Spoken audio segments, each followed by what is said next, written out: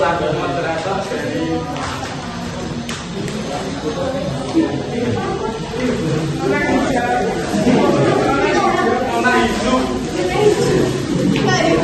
pertama-tama saya ucapkan terima kasih pada media pelaku dan teman-teman audiens yang berkumpul pada siang hari ini untuk menyaksikan seminar bisnis dari Mbak Reza Nabila Pak Putri.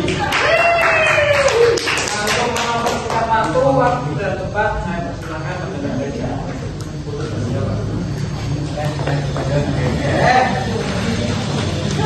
Oke, assalamualaikum warahmatullahi wabarakatuh, teman-teman semuanya. Oke, sebelumnya saya teman-teman buat memperhatikan dan terima kasih atas perhatiannya. Teman-teman, sebelum lanjut kepada seminar bisnis plan, saya akan membahas sedikit tentang tema yang saya angkat untuk seminar bisnis plan hari ini. Temanya berbunyi hasilkan banyak uang bermodal keyakinan. Mungkin teman-teman masih bingung gitu ya, apa kata-katanya emang bisa dia bangun bisnis cuma modal keyakinan aja? Emang bisa jalan bisnisnya kalau kita cuma punya modal keyakinan? Jawabannya tidak, teman-teman. Jadi bisnis ini tentu tidak akan berjalan jika hanya kita memodalkan keyakinan. Tapi menurut saya keyakinan ini merupakan modal utama untuk kita menjalankan bisnis. Next. Oke, selanjutnya saya ingin bercerita sedikit.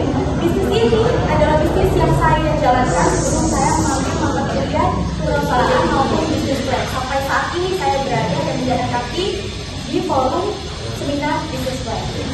Tepatnya saya menjalankan bisnis ini pada tahun 2021 bulan 7. Jadi itu lagi di bulan semester. Nah, pada saat saya menjalankan bisnis ini nggak ada kepikiran teman-teman, oh aku harus bikin proposal dulu nih buat bisnis yang aku jalankan. Aku harus memperhatikan banyak kali sebelum aku jalankan bisnis. Gak ada pikiran itu, karena waktu itu ya dadakan aja, gara-gara gabut, waktu liburan, terus daripada kita cuma beli di atas kasur, mending kita produktif bangun bisnis buat dapet cuan yang banyak. Tapi saya berjalan waktu teman-teman dari tuntutan dari mata kuliah kewirausahaan, saya diharuskan untuk membuat proposal bisnis plan. Bagaimana ini bagi saya dan teman-teman semua, proposal bisnis plan ini merupakan rancangan untuk kita membangun bisnis kita. Tapi saya membuat proposal bisnis ini bukan untuk bisnis yang akan saya jalankan, namun proposal bisnis atas bisnis yang sudah saya jalankan sebelumnya. Kemudian proposal bisnis plan ini mengangkut beberapa poin. Yang pertama tentu adalah bisnis. Kemudian yang kedua adalah latar belakang. Yang melatar belakangi saya saat itu, mengapa saya membangun bisnis lingkungan hijab ini, karena pertama ya kegabutan ya.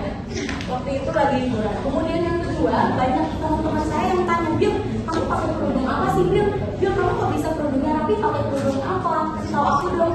Nah, terus waktu itu juga di FYP TikTok dan lain sebagainya banyak sekali minat orang-orang untuk membeli produk kerudung ini. Jadinya dengan bermodalkan uang tabungan saya sejumlah 1.500.000 waktu itu, kemudian juga bermodalkan keyakinan saya yang teguh gitu ya, akhirnya saya membangun bisnis ini.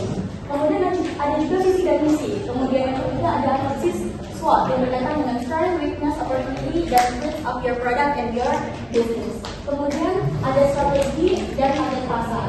Yang keempat ada aspek manajemen dan analisis keuangan. Yang kelima ada strategi pemasaran. Kemudian yang keenam ada rencana pelaksanaan. Nah teman-teman, pada seminar bisnis plan Indonesia ini saya akan membahas mengenai pembuatan proposal bisnis plan. Jadi lebih ke bagaimana pelaksanaan bisnis yang sudah saya jalankan sebelumnya dan yang sudah saya jalankan pada waktu bazar kemarin. Kita bareng-bareng menjalankan sekitar di situ. Next. Lalu bisnis seperti apa Pak menurut hijab ini? Mungkin teman-teman udah punya pikiran ya, namanya hijab ya berarti dia basicnya berhijab gitu.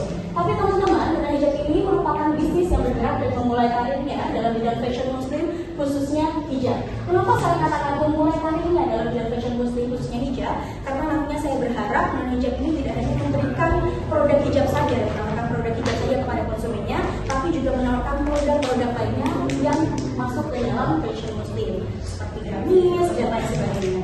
Next. Kemudian apa yang saya tawarkan? Jadi teman-teman, mungkin kalau teman-teman lihat produk hijab ini sama dengan produk yang lainnya, tapi pada hakikatnya berbeda dengan apa yang ditawarkan oleh produk hijab lainnya. Yang pertama ada bahan premium. Kenapa saya katakan produknya berbahan premium?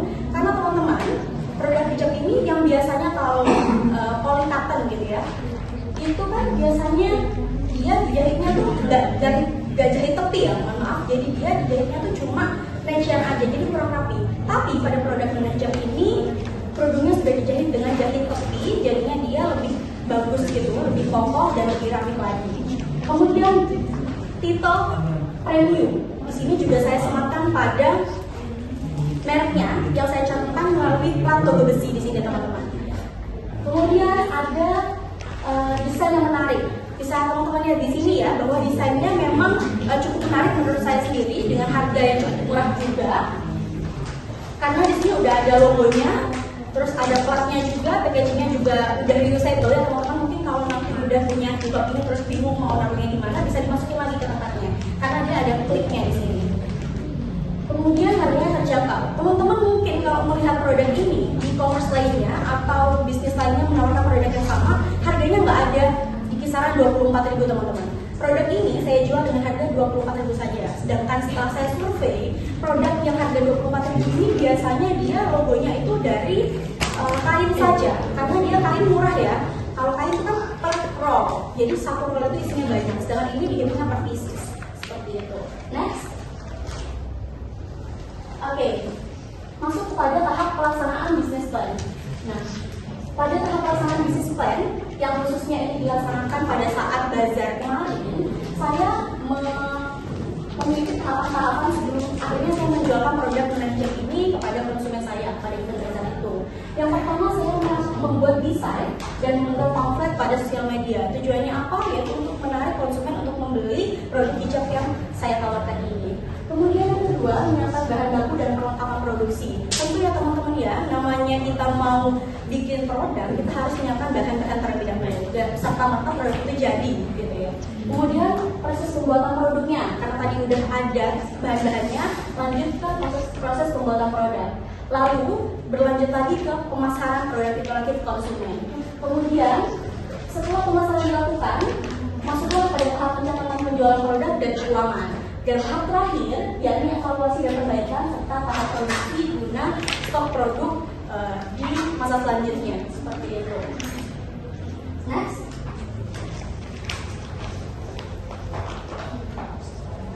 Oke.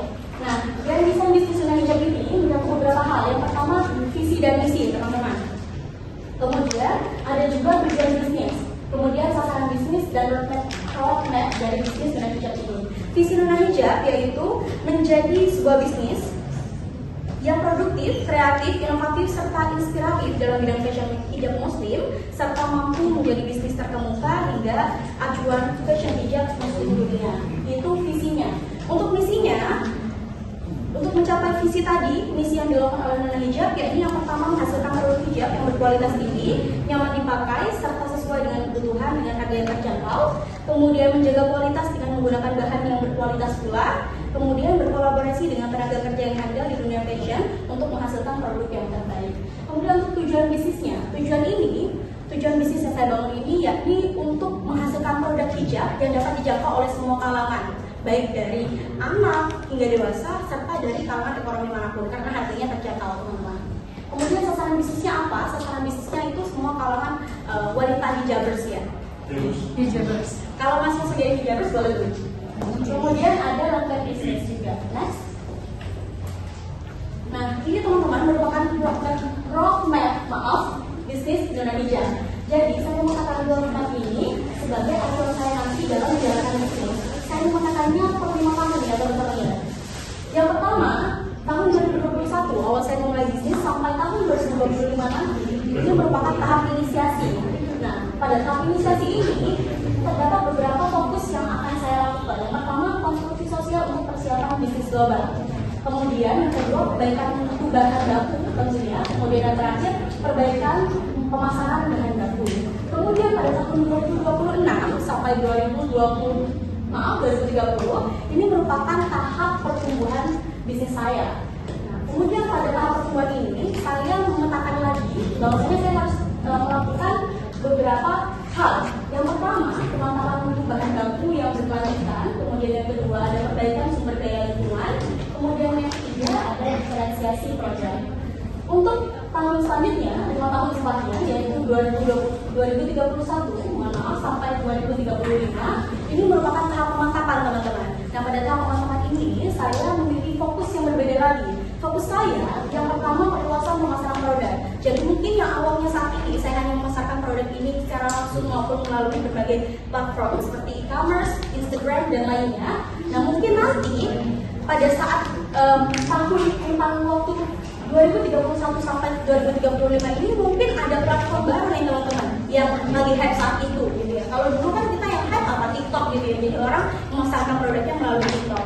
Tapi nanti saya akan ikut memasarkan produk ini melalui platform-platform yang lainnya seperti itu. Kemudian yang kedua ada pengembangan industri fashion muslim. Kemudian yang ketiga pengembangan bisnis baru berbasis pasar. Sesuai dengan apa yang saya katakan sebelumnya bahwasannya saya ingin mendapatkan produk tidak hanya hijab kepada konsumen saya, namun produk fashion muslim yang lainnya. Jadi nanti mungkin Nuna Hijab ini akan menjadi bisnis yang berbasis cluster. Jadi Nuna Hijab misalkan ada clusternya hijab, terus ada clusternya lagi gamis dan lain sebagainya. Next. Nah, teman-teman, setelah saya menjalankan bisnis Nuna Hijab ini, even sebelum saya mengambil mata kuliah perusahaan dan bisnis plan, pada saat menjalankan usaha ini juga melalui bazar kemarin, saya mendapatkan banyak evaluasi teman-teman. Contohnya, saya mau cerita sedikit. Waktu itu, saya menawarkan produk ini, tiba-tiba langsung datang, Pak, kerudungnya, Bu, kerudungnya, Kak, kerudungnya. Nggak ada yang beli teman-teman. Saya 30 menit jalan tuh nggak ada yang mau beli. Jadi mereka cuma gitu-gitu doang, dan saya jalan menawarkan gitu ya. Akhirnya saya mikir, kok bisa sih kerudung aku nggak laku gitu, padahal packagingnya menurut aku bagus, bahannya juga bagus. Akhirnya saya duduk sebentar. Setelah itu saya mikir, kurangnya di mana ya? Setelah tahu kurangnya di mana, saya coba jalan lagi. Akhirnya saya memasarkan produk dengan cara yang berbeda. Saya memasarkannya dengan cara, Kak, Mbak, Bu, Pak, kerudungnya. Kerudung ini merupakan kerudung dengan bahan ini. Kalau biasanya di tempat lain ini harganya segini. Sedangkan untuk saya harganya itu saya patok dengan harga segini aja dengan kualitas yang seperti ini. Nah, jadi dari evaluasi itu saya menetapkan progres yang harus saya capai ke depannya. Yang pertama, saya berniat untuk bekerja sama dengan konveksi yang lebih besar lagi untuk mempermudah produksi saya. Dan saya kemarin juga udah sempat nyari-nyari sampai ke Bandung buat cari konveksi kerudung ini teman-teman. Kemudian yang kedua, meningkatkan perluasan jaringan pelanggan. Kemudian yang terakhir, menghadirkan lebih banyak produk baru lagi. Nah, kemudian teman-teman, setelah saya menjalankan bisnis ya, tentu kalau menurut saya, bisnis saya layak untuk dijalankan, karena itu menurut saya sebagai owner. Namun, saya juga harus memperhatikan poin-poin dalam studi kelayakan bisnis. Apakah memang benar bisnis yang saya bangun ini benar-benar layak untuk dilakukan dan dijalankan? Dalam studi kelayakan bisnis ini, teman-teman, terdapat beberapa poin, beberapa aspek yang dapat menyatakan bahwasannya bisnis saya ini ternyata bukan hanya menurut saya bisa dijalankan, tapi juga menurut studi kelayakan bisnis. Yang pertama itu ada aspek hukum. Nah, pada aspek hukum ini berkaitan dengan legalitas usaha, seperti NIB contohnya ya. Namun saat ini saya belum mengurus NIB itu karena kemungkinan nantinya Nuna Hijab ini akan berkolaborasi dengan merek lainnya dan sepertinya akan ada perubahan nama merek. Jadinya nanti saya ingin mengurus NIB itu setelah ini clear terlebih dahulu, jadi nggak ngurus 2 kali. Kemudian yang kedua, aspek manajemen sumber daya manusia. Nah, untuk sumber daya manusia dari Nuna Hijab ini sendiri, ini masih dilakukan oleh saya sendiri sebagai owner, dari produksi sampai pemasaran produk itu kepada konsumen. Kemudian yang ketiga ada aspek pasar dan pemasaran. Nah, aspek pasar dan pemasaran ini mencakup permintaan, penawaran serta peluang. Nah, permintaan ini kan waktu itu sangat banyak ya teman-teman, sangat besar permintaan konsumen ini terkait produk hijab. Kemudian akhirnya dalam aspek penawaran saya menawarkan produk berupa hijab juga. Kalau misalkan permintaannya hijab terus saya masihnya pas kaki kan nggak nyambung gitu ya. Kemudian peluang. Nah, karena permintaan yang besar itu tadi, kenapa saya menjalankan bisnis ini? Karena saya rasa peluang dalam bisnis ini itu cukup menjanjikan. Kemudian yang keempat, ada aspek teknik dan operasional. Aspek teknik dan operasional ini mencakup kepada teknologi yang digunakan. Anak hijab ini menggunakan berbagai platform itu tadi untuk memasarkan produknya. Kemudian dalam segi operasional, anak hijab ini masih melakukan operasional itu di rumah saya atau sekarang berpindah ke kos saya karena sekarang saya di Malang. Kemudian yang kelima, aspek manajemen dan operasional. Nah, anak hijab ini karena masih dihandle oleh saya seorang ya, sebagai owner sekaligus yang memproduksi dan lain sebagainya, dengan pemasaran produk itu sendiri. Jadi aspek manajerialnya itu belum kokoh teman-teman, karena cuma saya aja yang menjalankan bisnis ini saat ini. Kemudian dari segi operasional, tentunya karena dijalankan sendiri, dia masih nggak ada SOP tertulisnya loh. Ya menurut saya SOP ini ya udah bahannya harus bagus, ini harus high quality, terus harganya harus murah dan lain sebagainya. Tapi nanti mungkin saya akan membuat SOP jika nantinya saya sudah merekrut banyak orang lagi untuk bergabung di dalam bisnis ini bersama saya. Next, aspek lainnya ada aspek keuangan. Kemudian aspek yang selanjutnya aspek ekonomi dan sosial. Untuk aspek keuangan ini nanti akan dijelaskan pada slide selanjutnya teman-teman. Ini berkaitan dengan modal yang saya gunakan serta berapa biaya yang saya keluarkan untuk membuat satu produk itu. Kemudian aspek ekonomi dan sosial. Nah, untuk aspek ekonomi dan sosial ini sebenarnya Nona Hijab ini belum begitu berdampak kepada ekonomi dan sosial ya. Karena itu tadi dalam aspek ekonomi dia hanya membantu saya, membantu perekonomian saya saja sebagai owner. Dalam aspek sosial, karena saya menjalankannya sendiri, jadi saya belum bisa berimpact kepada banyak orang. Tapi nantinya saya berharap Nona Hijab ini bisa memberikan peluang kerja yang lebih besar lagi kepada masyarakat luas.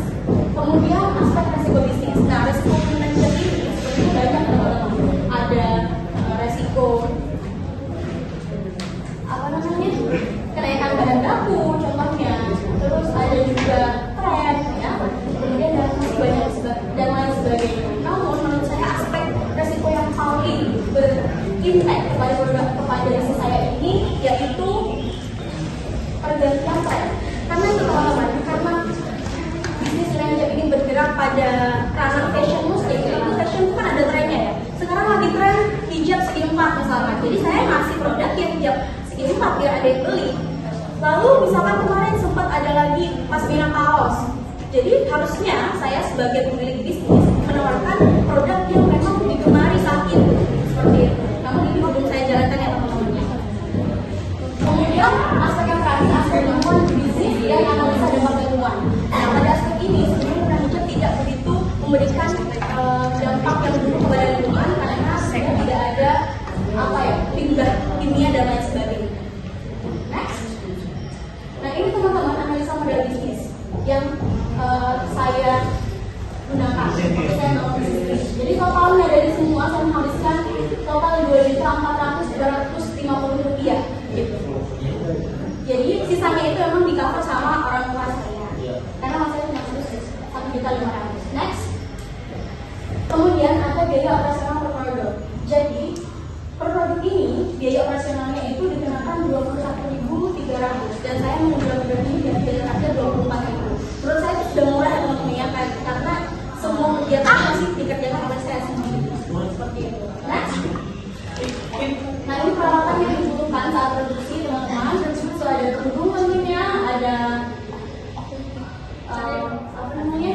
Benar, maaf. Ada logo, terus di sini juga saya sempat dulu itu membeli mesin jahit portable itu. Kemudian ada logo untuk packaging, kemudian ada plastik polimer untuk mengirim produk pada konsumen. Kemudian ada plastik packagingnya dan ada pencetak resi juga. Next. Nah, ini tahap pelaksanaan produksi serta pelaksanaan bayar operasional. Bisa dilihat ya teman-teman ya. Next. Nah, ini dokumentasi dari teman-teman yang udah mulai di produk saya. Mungkin Mbak lihat enak ya Mbak lihat produknya. Enak banget teman-teman. Jadi teman-teman harus beli. Nah, gak maksa ya Mbak Talia ya. Maksa dikit gak apa-apa ya.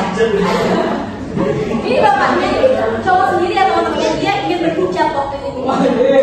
Ini pas. Oke. Next. Oke teman-teman, itu tadi seminar bisnis dan hijab yang dapat saya sampaikan. Semoga dengan pelaksanaan seminar bisnis dan hijab ini akan berdampak kepada perkembangan dan hijab ke depannya. Terima kasih.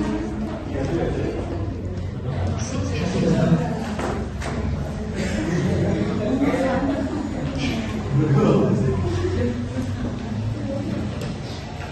kasih pada yang itu. Semoga memanfaatkan guys yang mungkin banyak dari audiens akan ada pertanyaan. Kita boleh nama juga. Bisa dong.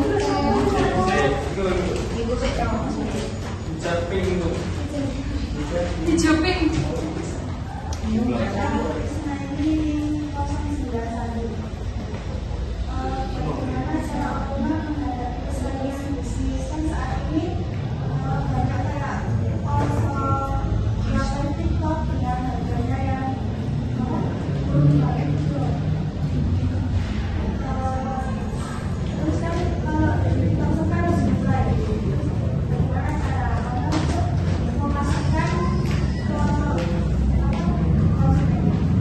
Langsung dijawab ya, Mbak. Jadi karena pesaingnya memang sangat tinggi ya, Mbak. Di zaman sekarang ini kan emang banyak ya orang-orang yang ngeliat TikTok itu dengan harga yang murah. Tapi prosesnya tentu beda sama yang saya kasih. Saya yakin itu karena dia pasti nggak ada logonya juga, gitu. Makanya harganya murah, gitu ya. Dan tapi saya tetap perhatikan itu. Maka dari itu, kenapa kok saya sampai rela-rela kemana-mana buat nyari produsen yang memang dia harganya cukup miring ya, dengan kualitas yang bagus seperti itu. Nanti setelah saya bisa berkolaborasi dengan produsen itu tadi, dengan konveksi itu tadi, pasti kan harganya juga akan lebih miring lagi. Dan saya akan terus-menerus melakukan pemasaran dari semua platform itu tadi. Apakah sudah pas untuk ada bedanya? Ayo Kak. Izin bertanya, dalam perkenalkan saya Putri dari Katika dengan NIM 0074. Dalam sistem operasionalnya, apabila kita melakukan bisnis dan ada namanya kayak yang di gudang kayak seperti itu kan menghasilkan cost banding. Dalam sistemnya hijab sendiri, ketika melakukan jual beli itu dengan sistem PO atau owner sendiri itu sudah memiliki bahan yang akan dijual. Jadi seandainya memiliki stok seperti itu. Terus kan kalau hijab itu berwarna-warni. Apakah hijab sendiri itu memiliki warna yang memang dijual sama hijab sendiri atau semua warna itu ada? Mungkin Izin menjawab ya Mbak Fitri dulu ya. Jadi sebenarnya bisnis ini tuh kadang jalan kadang enggak. Karena itu saya menjalankannya hanya pada saat pertama itu liburan saja. Habis itu saya fokus ke kuliah lagi gitu. Tapi saat itu saya masih sempat menghandle dan sistemnya itu adalah PO. Jadi saya mengirimkan beberapa gambar kepada adik saya gitu. Jadi nanti dia memasarkan melalui PO saya sendiri. Nanti kalau misalkan terkumpul berapa baru saya produksi. Jadi nggak ada stok gitu. Tapi saya biasanya melebihkan gitu. Takutnya mungkin ada orang yang mau beli juga gitu. Tapi dengan warna yang nggak dia pilih gitu. Jadi yang ada stok ini saya aja. berarti dari hijab sendiri itu sistemnya open PO tapi juga menyediakan stok apabila memang sewaktu-waktu ada yang melakukan pembelian secara mendadak. Betul. Terima kasih.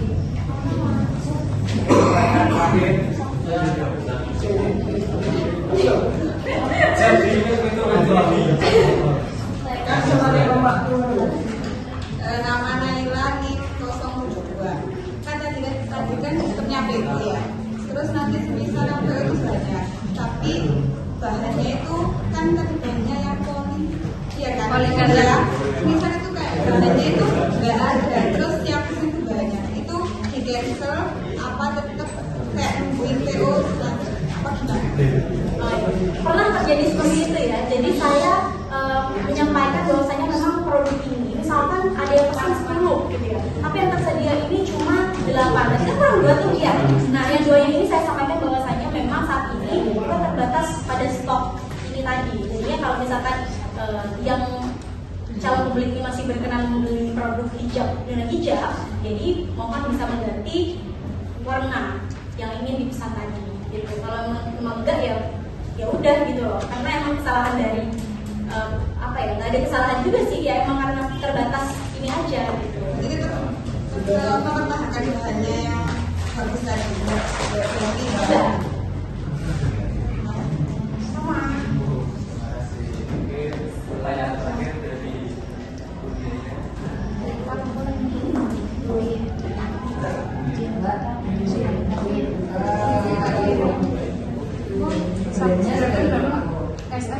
Kira-kira inovasi apa sih yang membuat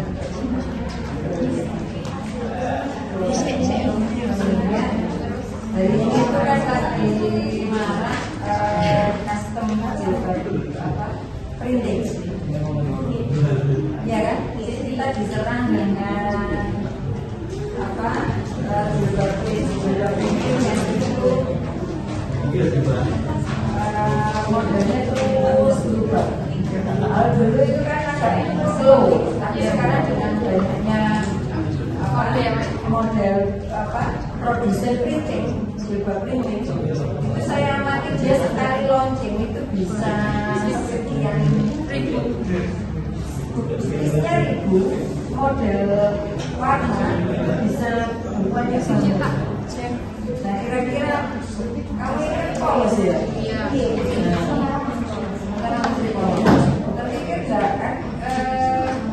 Meskipun saya juga mengamati juga yang printing itu punya sudah brand, kan permintaan polos itu tetap ada, tapi karena brandnya itu sudah dia sudah punya pelanggan yang awalnya dari printing bahan dan sebagainya. Dan sekarang mainnya harganya juga, kalau dulu itu untuk yang bagus itu biar harganya bisa cukup mahal, tapi sekarang itu beredar dengan kualitas sangat bagus. Itu kadang-kala untuk promonya harganya menurut saya iya, promosinya itu kadang satu one day dua buy one day dua itu untuk membuat launching dari produk itu banter. Jadi memang benar Bu, kalau misalkan sekarang itu lagi marak jam printing gitu ya. Itu kenapa saya kemarin nyari juga konveksi ya yang bisa menghandle semua masalah hijab gitu. Nah saya menemukan itu di Bandung itu karena sempat saya juga kan mau kolaborasi dengan brand itu ya, yang lainnya gitu. Dan itu pikir nih kalau punya saya kan cuma hijab aja gitu, yang polos lagi.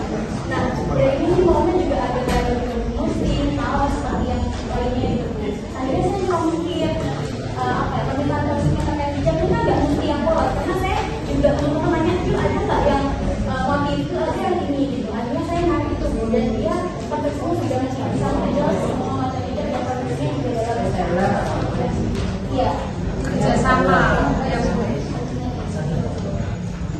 Karena kalau kamu hanya jual polos, bagus. iya salah track.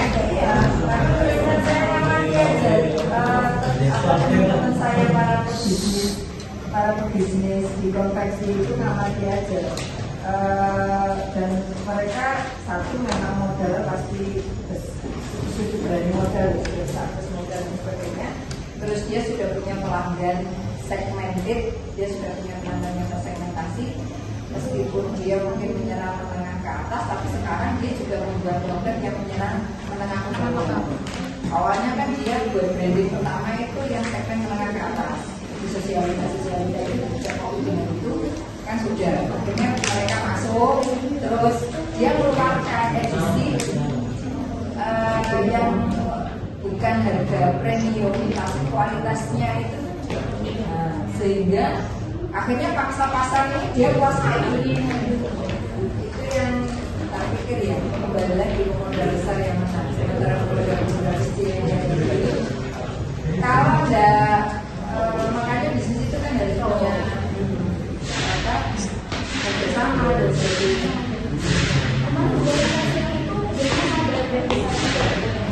Jadi memang harga per produknya itu jauh dari harga jual yang diberikan setengah Ya.